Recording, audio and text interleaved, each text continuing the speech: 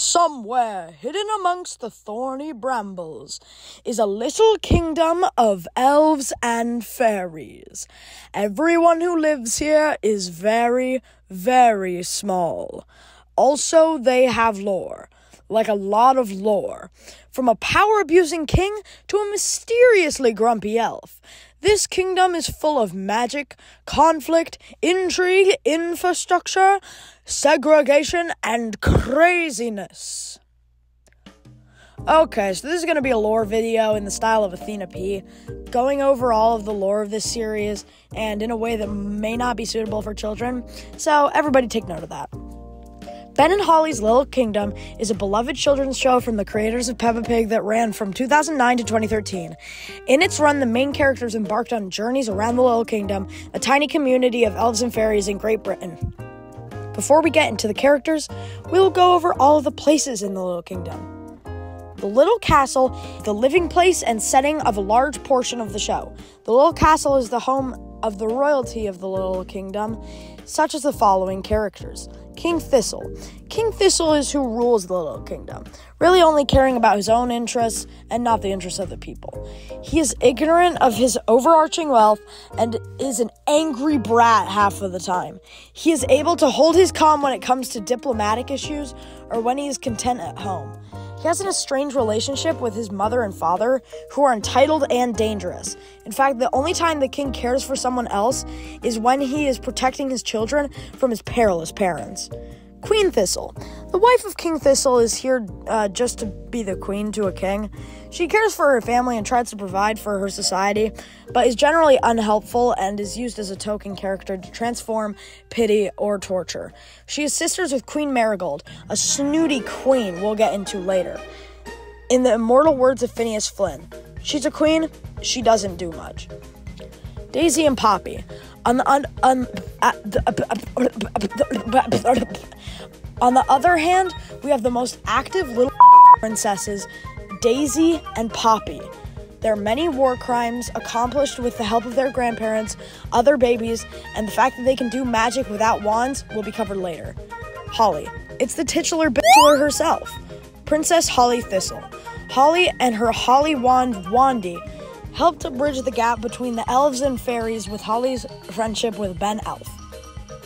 She's not a completely good or acknowledging person, but she kind of knows what's up and is trying to fix things. Nanny Plum. This absolute legend has her own section down the line, but holy crud gobbles, she should be in charge. Her occasional prejudice should easily be dealt with, and the rest of this animal polyglot, spell encyclopedia, this multitasker, this diplomat, this tooth fairy could easily be the most responsible and fair leader of the land. But instead, she's ordered around by the king, while still being entirely eligible as a cook, an astronaut, and a government leader. The king does not deserve to have any attention while this woman walks. She's been turned to a doll multiple times, suffered lifetimes of trauma, and now needs to be more than ever the leader of the Little Kingdom. The Little Castle is a very big place, despite its inherent size, and is able to house the 5 of them, and sometimes Gaston the Ladybird, as well as containing many other rooms, such as the dining room, courtyard with garden, kitchen washing, and fireplace room. Holly's room, Daisy and Poppy's room, living room, royal library, big turning staircase, throne room, detachable roof, secret passageway, dungeon with unspeakable things in it, magic money chest, Nanny's room, Daisy and Poppy's bell tower, the secret staircase, the cracker-making bunker, the bathroom, and royal bedroom. Gaston's Cave. Gaston's Cave is one of the main landmarks of the meadow and acts as the median point between the elves and fairies. It used to be the home of Redbeard the elf pirate, touched on later, but is currently the home of Gaston the Ladybird. Gaston. Gaston is a ladybird, or ladybug to those Americans among us.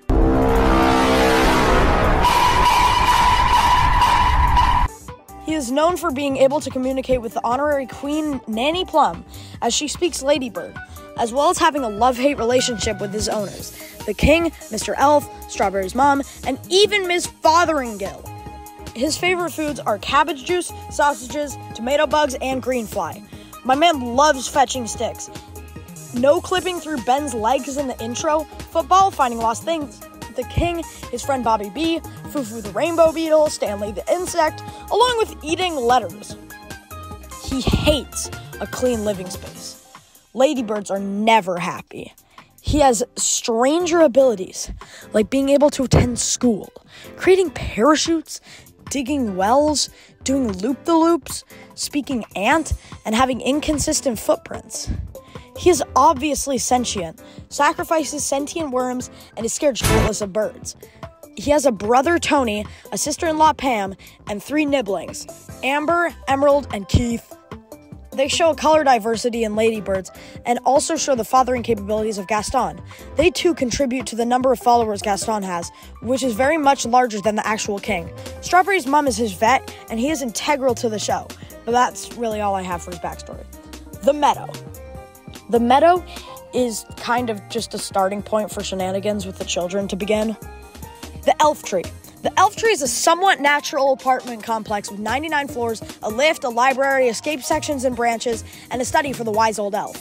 One child can shake the whole tree, and they train them for the Olympics. Obviously, the Great Elf Tree is home to the elves, who are kind of just small people with pointy ears and capable bodies. In fact, they're so good at things, they have a sort of catchphrase. An elf will say something like, "Elves are good at finding ladybirds," and I'm an elf. And then they'll blow their elf horn. Elves take pride in their lack of flying or magic, as well as their sporting abilities, building, making things, astrophysics, flight on ladybirds, inability to be bored or late or lose things, making wands, plumbing, climbing hair, washing up, tooting their horns, fixing things, and some things that would never be needed normally. Namely, rounding up hamsters, tickling pterodactyls, and tricking jackdaws. Before I get on with the working of the elves, it is important to introduce you fine, distinguished viewers to the main 4 elves of the series. Wise Old Elf is the leader of the elves, though still below the king. He famously has sensitive ears and is friends with Santa. He is surprisingly strong for his age and has a somewhat rivalry with Nanny Plum. He fucking hates magic, but must admit it has a very small carbon footprint. Even though he's bald and his name is Cedric, he can still operate many jobs around the kingdom. He's a doctor, worm charmer, teacher, tailor, golf course caretaker, builder, librarian, and Santa tracker. He may have designed the Great Elf Tree and definitely knows its superiority to the little castle. He will many a time save people from perilous experiences and will dress up in strange costumes. In a crazy plot twist, it's revealed that he fathered 3 children. Barnaby's father, Redbeard, and Squid, another pirate. I was freaking out on my couch when I saw this, and just pretend you were surprised too. The Wise Old Elf is the Miss Rabbit of this show, and is really used as just a general anti-prejudiced authority figure. Ben Elf. The titular bit himself is known for being unable to eat cereal, being able to clip through Gaston's wings, hating oppression, and possibly being a bird. Yeah, I don't know. He's kind of just a kid that's friends with Holly and shares ownership of Gaston. He jumps high, but that's about it. Mr. Elf is the token worker for anything. He mainly initiates an episode by delivering food from the elf farm, covered later, and just being a very busy person who always tries to schedule things and hates vacations. Mrs. Elf. Mrs. Elf is Mr. Elf's wife and Ben's mother. She is also a worker and is used as a character that is always usable and adjacent to episodes, but never integral, often being left to suffer mildly. So yeah, that's everybody important at the Elf Tree, but another important part are the jobs of everyone. Some jobs are not very established, such as the sailors. They're kind of just there. Every elf vehicle is powered with a twisted key, and they make all of their stuff out of sheet metal, which I guess just lies around. Elf rescue is also a job, I guess. Basically, they rescue people with the elf helicopter, the elf plane, and the elf rocket, which will be covered more later. Mr. Elf also uses the elf plane to deliver the presents they make to Santa. Where do they make the presents, you ask? The Elf Factory. Along with the Elf Job Center, the Elf Factory is a factory located underneath the Great Elf Tree. When you get there, you are greeted by a receptionist, your wand is confiscated, and you are issued a hard hat. The elves here make toys for actual humans, even though they're the size for elves and fairies. The toys are made by the following machinery: a glute machine, molding, painting, drying, and packaging.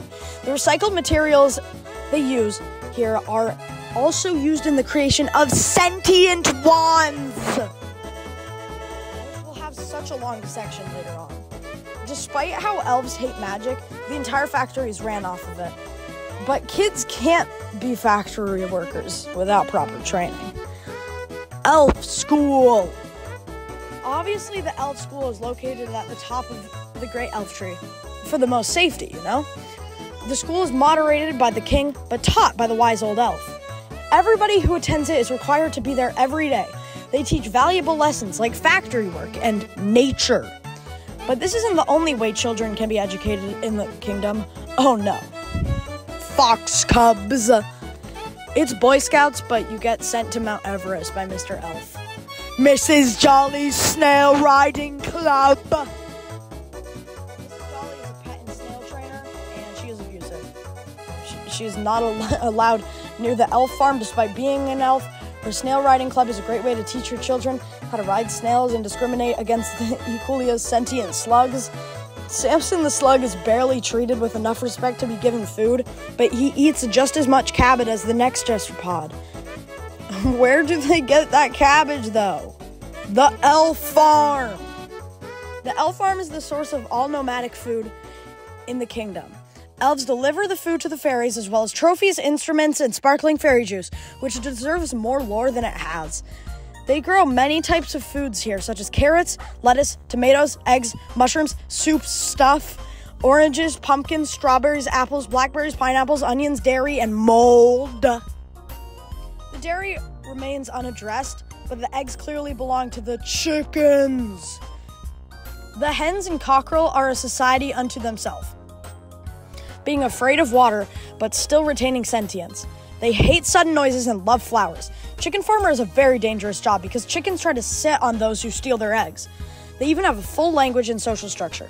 Luckily for the elves, they are easy to round up and can be loaned out to the king. Chickens keep the entire kingdom going, as it seems. As everyone eats the elf farm food, chickens put that in jeopardy, and elves live paycheck to paycheck. The fairy tent yard. It's some place in the fairy village where events are hosted and the king judges things. Some stadium. It's some place in the fairy village where events are hosted and the king judges things. Mrs. Witch's house. Inside the little forest is Mrs. Witch's house, which is currently made of sweets and is occupied by, you guessed it, witches can do magic without wands. That's just so important. Also, witch magic can't mix with fairy magic. Mrs. Witch could take out the whole little kingdom if she wanted to. Mrs. Witch particularly has a cat named Moggy and had a bird. She's been on some kind of magazine, I guess. She's really nice but gets cross easily. Luckily, that's the only time she can do magic. This comes in handy when Wendy Witch comes to usurp the witchdom of Mrs. Witch and send her to the old witch's home. Unfortunately, there can only be one witch per kingdom.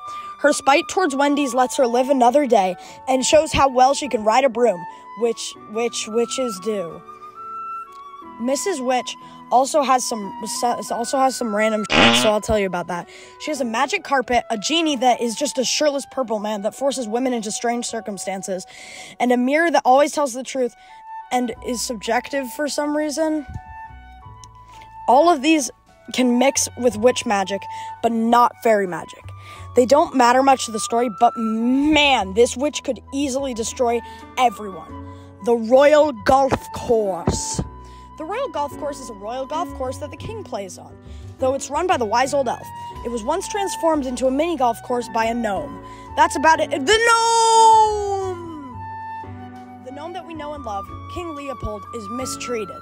He's body shamed, which sucks, and he's treated like a lesser being or a pest. The gnome loves eating, with his favorite foods being pies and fruit. Contrary to popular belief, gnomes are not afraid of oranges and actually like them, which is something that is brought up a lot for some reason. Gnomes also like the fact that they're taller than other people in the kingdom, making mini golf courses, sitting on toadstools, knowing stuff like how sticks grow on trees, and rock and roll. He talks a lot, but is very respectful, yet everyone hates him. They shouldn't mess with him much, though, as he grows taller from how much he eats. He hibernates and crushes on Mr. Elf. I just had to throw those in there. They don't really matter, but I like those tidbits. Gnomes hate moles and make them scared by pretending to fish. They also hate other gnomes because they're annoying. The one gnome that Leopold ever met, as they normally stay 100 miles away from each other, was Gloria, a female gnome that Leopold fell in love with and has a sturdy relationship with now. So, in conclusion, Leopold is a better leader than the king. The elf windmill. Near the beehive, the elf windmill is another part of the elf farm. Elves that work there must throw wheat into a funnel to turn to flour. The work there is very slow, but the windmill can go fast and making it very unsafe to leave the building because of the blades. The river. Wait, never mind, I guess it changed. The lake. The lake of the kingdom is very strange. It used to be a river, but it's now a lake. It contains some strange features like a coral reef, big bad berry, the biggest fish, mermaids, and most especially, pirates. Pirates just seem to be elves that go to sea. They have tiny boots and huge parrots. They know mermaids better than everyone else and have the most simple maps. Fun is what it's all about when you're an elf pirate, and so is ruling. They rule everywhere where there's not land. They have abilities like not holding treasure, commanding subs, holding treasure at ends of rainbows, drawing ducks together, flying with parrots, liking danger, and not hearing well. Redbeard and Squid are brothers that have some special features. Redbeard is kind of weird with Nanny Plum, but that's the only interspecies relationship. As I said, he's Barnaby Elf's uncle. And he lived in Gaston's cave. He owns an airship and sometimes needs elf rescue. His brother Squid is also such a character. He's a stingy little man that hides his treasure in random stupid places. That's about it. Though he doesn't look like Redhead or Barnaby's dad or the wise old elf, so I don't know, man. That's the pirate way. Mermaids. The only mermaid we know well is Oceana, who lives in a tacky castle with Barry, sings, and is very attached to her mirror. Humans know about them, but just the one kid that we'll talk about later. Big Bad Barry. This fish is crazy. He's fished up so much and is clearly sentient. He's eaten 11 boats of Mr. Elf and just hates him. He's so big and fucking loves cheese. He almost killed the king, pirate boats, and the elf submarine. He's very comparable to octopuses in the lake, but he's more easily tricked. Space and the moon. So the elves made a toy rocket, but the king wanted it to go to the moon and hold all of his family, so the elves made that. They also made customized spacesuits. The elves made full computers that could monitor a spacecraft going to the moon from the UK at such a tiny scale so it's even larger. Ben and Holly are the first elf and fairy on the moon, and Nanny Plum gets lost in space all the time. Magic jelly functions in the rocket and I guess allows it to expand its cabin later. I don't know. Not only does magic jelly flood rockets, but it also floods the moon, where it's not safe to have picnics and there's no water. Also, aliens. Aliens live on the moon and planet Bong with their leaders Zyros and the Great Leader. They love building sandcastles, sandwiches, jelly, eating their friends, abducting children, and polluting their atmosphere. They drive spaceships on tubes and live in tunnels underground, while their planet is too polluted by their factories. Bong! Has a red sun and lots of global warming, despite a breathable atmosphere. Aliens existing is kind of cool, but that's really all they do. Also, they get smaller when older. Every fairy that isn't royalty lives in a small village made up of magic toadstools that can remove and appear their features. One of the kids, Strawberry, her dad is the mayor and a better leader than the king. Despite getting stepped on by humans, he lives a great life as a great dad with his great vet wife. Elf stuff that doesn't really fit anywhere else. Great Elf Tower. It's a bin that they get materials out of. Secret Elf Tree. It's another elf tree in case of emergencies. I think it was for, but bro, this probably should have been addressed more. Mrs. Fig's magic school. Figgy is an old fairy who runs a dreary magic school where wands are not allowed. She likes baking and elves. She hates her student Nanny Plum, people calling her Figgy, and the fact the queen's cakes may be only used for building supplies for her school. Now this is someone less powerful than the king. Ringill runs a playgroup for the evil babies Daisy, Poppy, Nettle, Raspberry, and Tarquin. Now, I'll have a lot of theories on this later, but Fotheringill isn't a fairy or an elf. She's just like a small woman, it seems. She's been banished by the babies to the South Pole, the Stone Age, and the time of dinosaurs. She also disappeared at other points. She is very nice and brings the children to museums and windmills where they just want to William Afton the out of some humans. Also, as I said, dinosaurs! Fotheringhill knows the dino place around well. It's in the center of the earth, like the movie, where other elves and fairies live too. To escape the sauropods and pterosaurs here, you must exit through a volcano. No elaboration. The beehive. Gaston's friend Bobby Bree lives with the other bees in the beehive, except when he's a pet and does flips. In the beehive, the bees make honey with their queen bee who wears a crown. Other than that detail, they're IRL bees. Except they sleep because of magic, and the wise old elf tricks them with a costume. Elf Island. I don't think I wrote anything down, but here goes. Mr. Elf crashes a boat or something with Ben and Holly and his wife onto a tiny island with a big tree. They send for help, but it takes weeks, so they start a little household. While there, they see paw prints. They think it's a wild beast, but it's just Gaston. But there's a problem. These are Gaston's prints. These are those prints. Was there a beast? Was there a dog shrink, like Fotheringhill style, perhaps? Picnic and Big Hill. There's some hills where food happens. That's kind of it. There was that breakfast tree that brought together the gnomes, and then the pilot, Nanny Jelly-flooded Picnic Hill. I guess ants live there too. Ants steal stuff and bring it to their, again, crowned queen underground. As with many others, the ants are sentient but make good pets. Magic bus stop. Okay, so we're at the point in our list of places where I just gotta get the last ones out of the way before going on to the heavy-hitting human lore.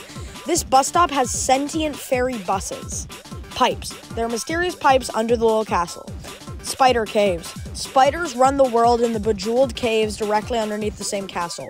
Crooked Creek. There's a creek. Chickens hate it. Big museum. Sure, I guess this is a human thing, but not really. There are tons of info on humans' history here, and there are animatronics that babies want to use for,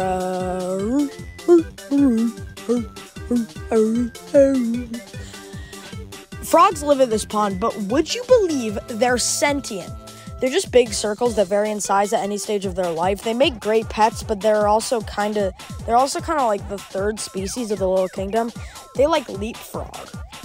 And this was the point where my YouTube channel got shut down. So now it's the time of the video where I ask you to subscribe. Please subscribe. It helps a lot, and I need to get back on my feet. Thanks. Humans.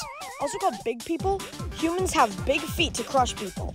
They make sandcastles, small chimneys, and garden centers. Basically, all of them know about elves and fairies, but still pretend they're toys. Also, fairies, elves, and wands can become humans.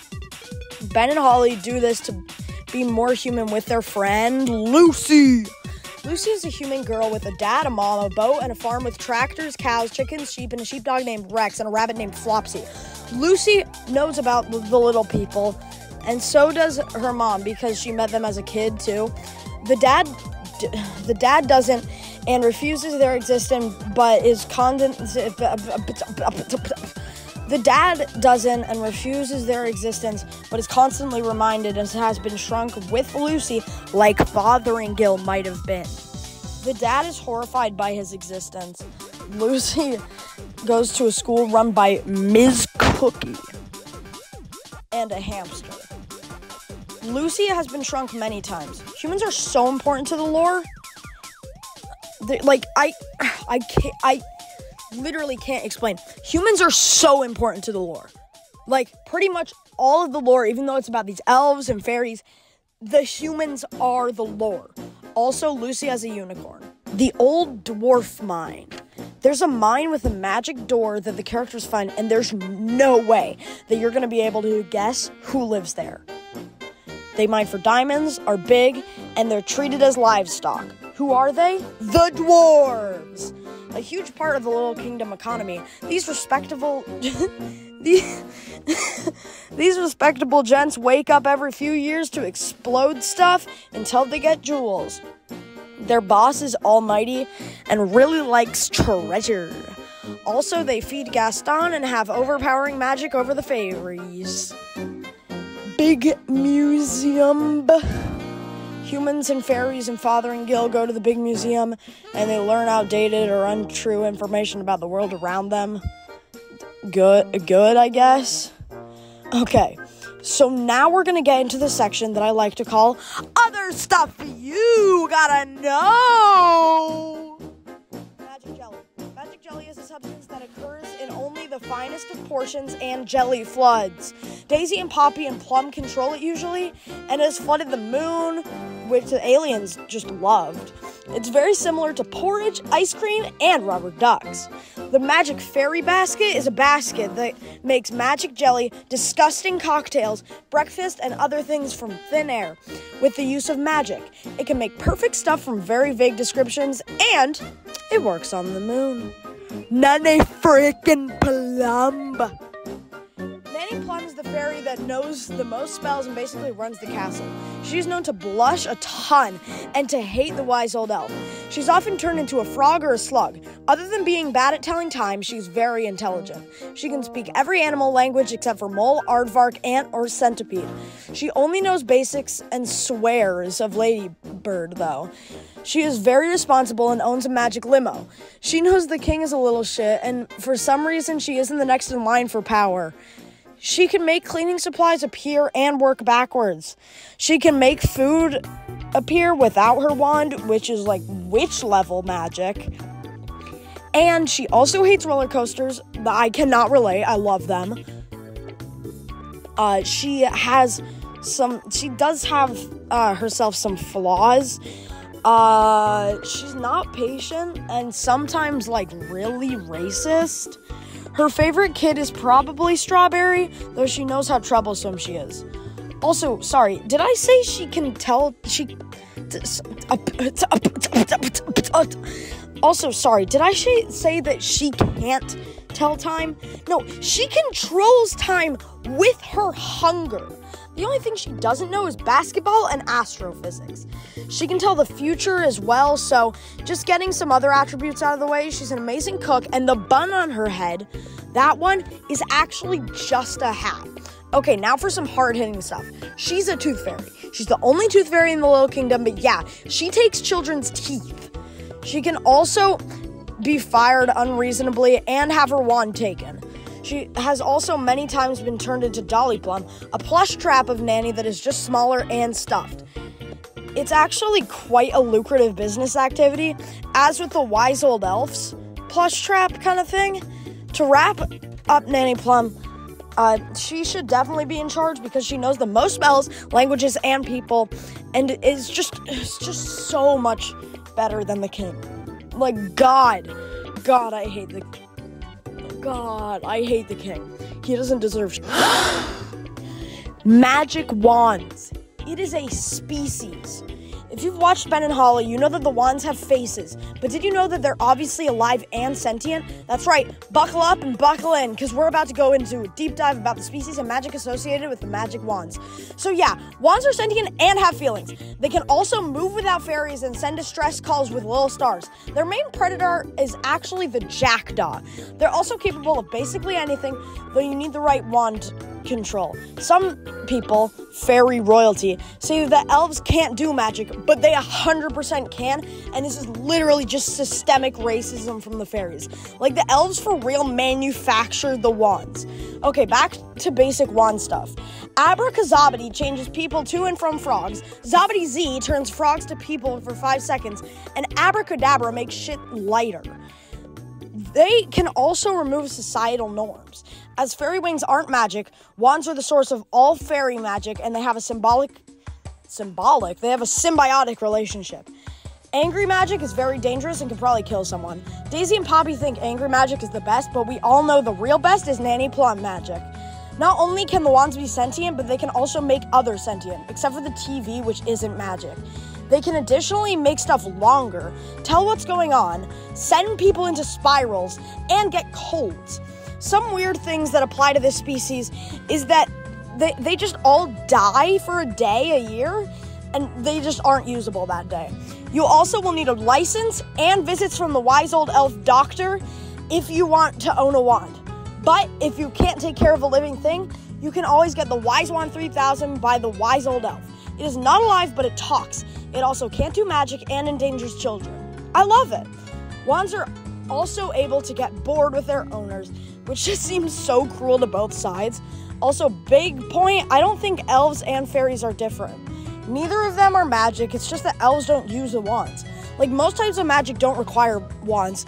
They also have restrictions, like they can't make bread or touch water, but they are very strong.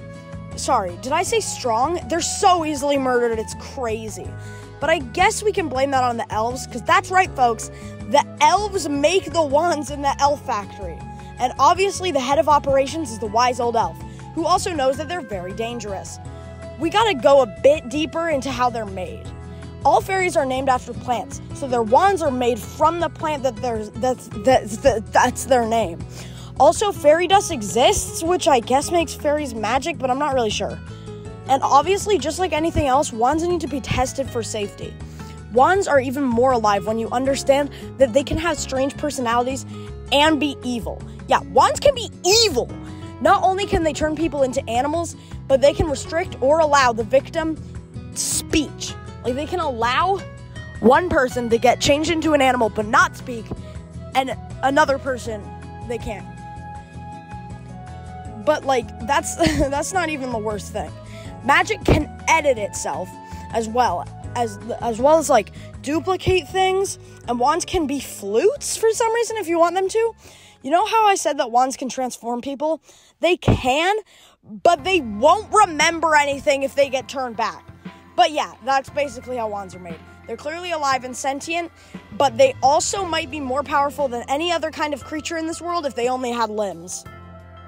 Granny Thistle is the grandmother of Daisy, Poppy, and Holly, and is married to Grandpapa.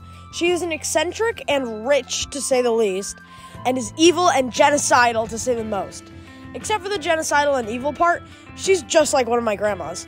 She turned into a hedgehog once, and if you've seen my hedgehog or my channel mascot, let's frickin' go! She gives a powerful ring to Holly and evil wands, and crazy evil spells to the twins, because why not? I don't know why I hadn't included this, but this old couple lives in a castle in the sky? Studio Ghibli reference?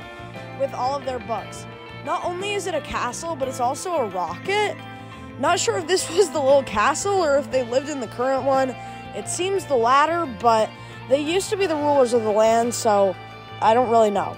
Also, Grandpapa loves the center of the earth. Either bird lord, but not chicken!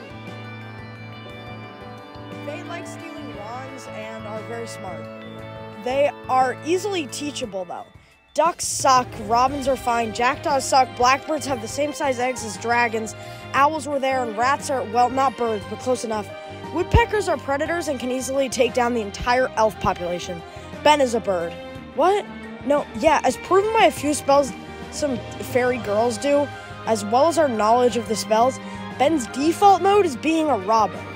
Yeah, I don't have much of a theory for this, but it's just like Ben's kind of just a bird. Dragon lore. Their eggs are very stinky and blue. They eat witches, disrupt children's parties, train easily, and are magicked quickly. Where are they from?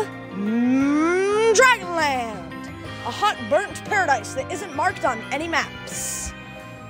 That's it. Baby lore.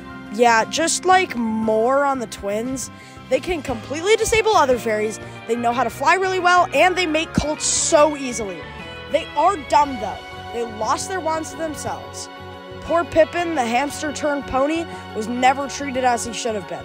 So other babies at the playgroup are menaces too. Goblin lore. This might constitute its own theory later in the video, but these foreign goblins that look like elves are mentioned quite a bit, but are never shown. Strange.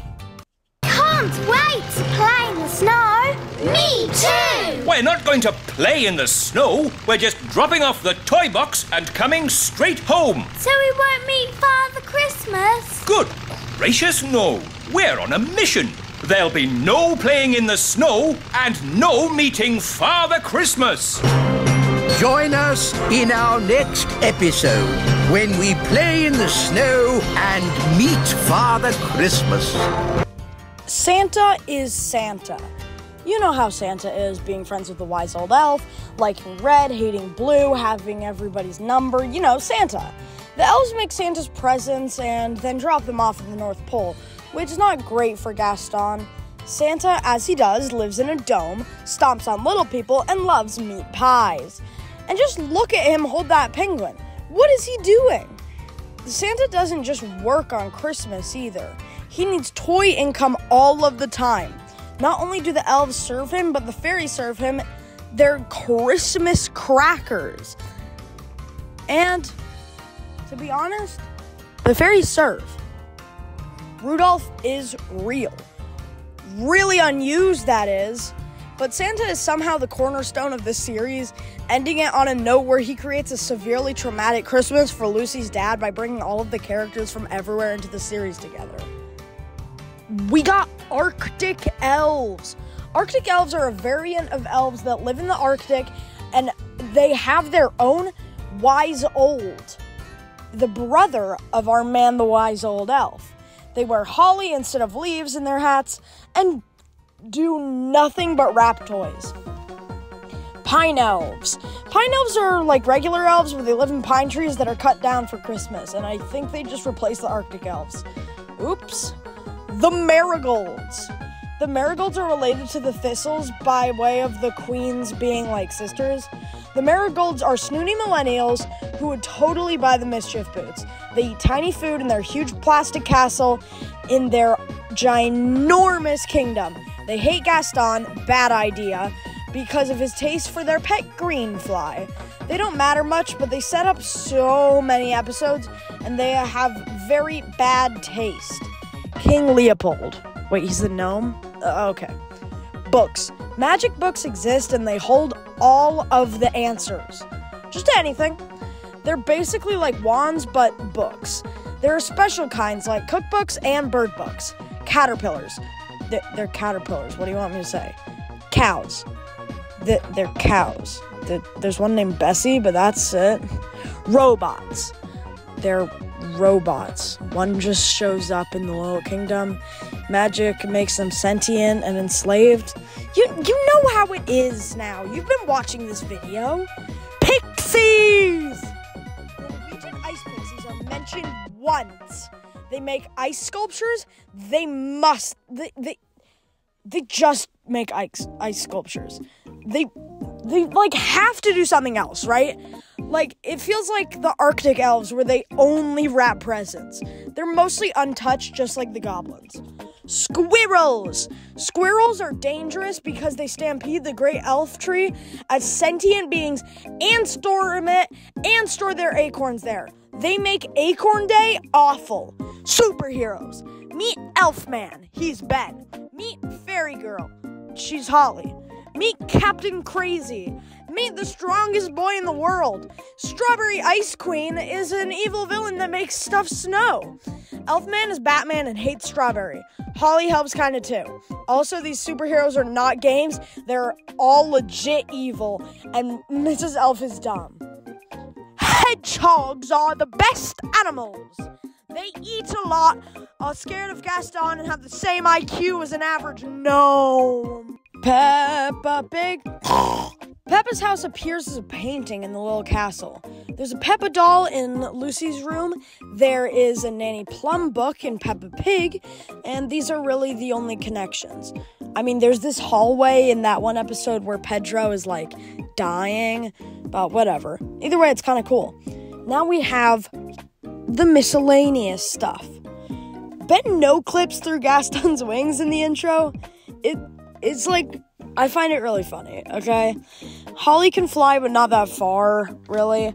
Elf segregation is bad, just like every other kind of segregation, so, yeah. There's, like, they're much poorer, but they have better food. Like, the royalty sucks, dude. And Ben hates the oppression of the royalty, and the characters also know the theme song. They just know it, like, they hum it all the time. Ben can't eat cereal, as shown here. They know about planets, holidays, and polar bears somehow. Elf and fairy terms are a bit different, like when it comes to like plants and stuff. The blue moon shuts off wands. The lake connects to other kingdoms. The king hasn't worked, ever. Like, this is confirmed. The political messages are so convoluted because he's supposed to be a good guy, right? But he's never worked, and he's such a prick. Also, Ben is a bird. I talked about this. Like, when it comes to logic around what the different spells mean, Ben seems to be legitimately a bird. Like, it's wild, dude. Right, now we're gonna talk about some theories. Okay, so I have around 3 theories. Why Nanny Plum should rule, what goblins and pixies do, and who Fotheringill is. What do you want first? Too bad, we're doing the goblin one. We hear about goblins a couple of times, especially when being compared to Arctic elves. We only hear about and see the Norwegian mining pixies once, but we know that they mine ice. This leads me to believe that instead of elves and fairies in regions like Scandinavia, the small kingdoms are inhabited by goblins and pixies. Pixies must have some magic like dwarf magic that allows them to mine ice at such a proficiency that they do. And goblins are probably smart cracking lower class than the pixies and overall better people, like, the elves. Goblins are good at being unexplained characters, and they're the goblins. Here's some concept art of the goblins that I made. While I'm here, a little bird told me that you should subscribe. So, yeah, maybe you should do that. Okay, well, now we're back to it, and it's pretty obvious why Nanny Plum should rule. Like, she knows the most languages, she knows the most spells, she's way more competent, she helps with the kids more, she's, like, way more open to the elves and to elf culture, though she sometimes doesn't show it. It's just like, would you rather have Kamala Harris as president, or, like, Andrew Jackson, is what I'm saying. Okay, like, it's pretty obvious who you pick. Okay? Now, I have a pretty good theory as to who Fotheringill is. I think that she is a human, just like Lucy is, but she got shrunk down just like Lucy did, but by Queen Thistle. Because we know that Queen Thistle probably shrunk down Lucy's mom, and that's why she has such a good connection with the fairies and elves. So it probably wouldn't be that extraordinary if Queen Thistle, as a kid, also met Fotheringill and shrunk her down, where she continues to be tormented to this day. Well, guys, that's everything I have on Ben and Holly's Little Kingdom. It's a really good show. I think that you should check it out. And if you have some theories, share them in the comments below. Please like, subscribe, and comment what you want another video on, because this was super fun to make.